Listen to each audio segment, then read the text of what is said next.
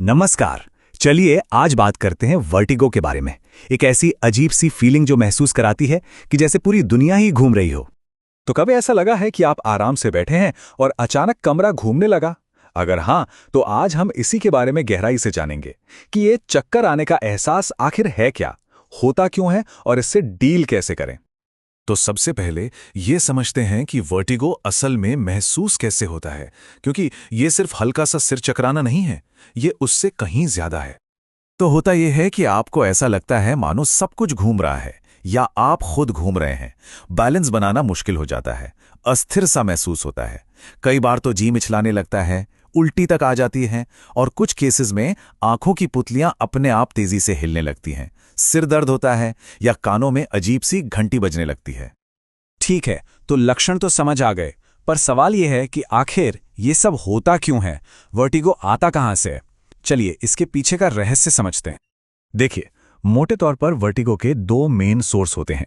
पहला और सबसे कॉमन है हमारे भीतरी कान यानी इनर ईयर की कोई समस्या, जैसे कि बीपीपीवी या मेनियर्स डिजीज। और दूसरा जो थोड़ा रेयर है वो है दिमाग से जुड़ी कोई दिक्कत, जैसे स्ट्रोक या माइग्रेन। तो अब हम फोकस करेंगे सबसे आम वजह पर, यानी बीपीवी पर। आइए जरा और करीब से देखते हैं और समझते हैं कि हमारे कान के अंदर आखिर ऐसा क्या होता है जिससे ये सब शुरू होता है।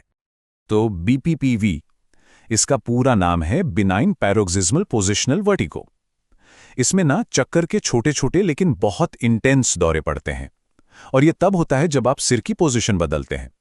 जैसे मान लीजिए आप बिस्तर पर लेटे लेटे अचानक करवट बदलते हैं और बूम, सब घूमने लगता है।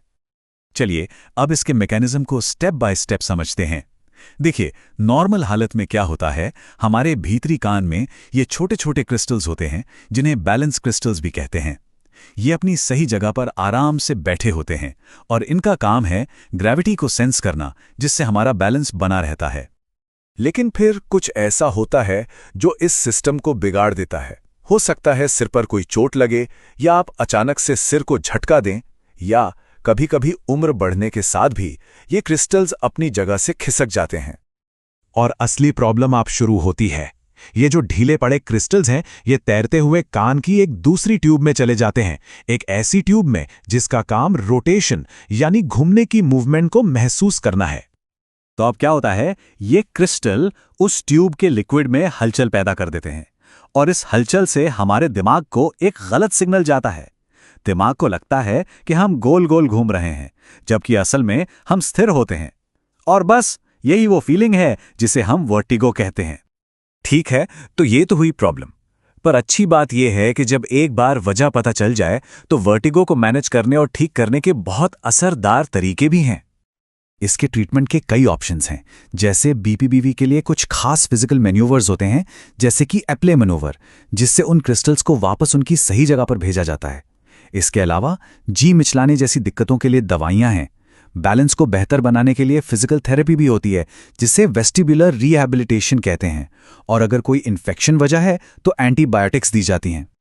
ट्रीटमेंट के अलावा अपनी रोज की आदतों में कुछ बदलाव करके भी लक्षणों को काफी हद तक कम किया जा सकता है। ये कुछ बहुत ही प्रैक्टिकल टिप्स हैं, जैसे अपनी मूवमेंट थोड़ी स्लो रखें, खासकर जब आप उठ रहे हों या सिर घुमा रहे हों।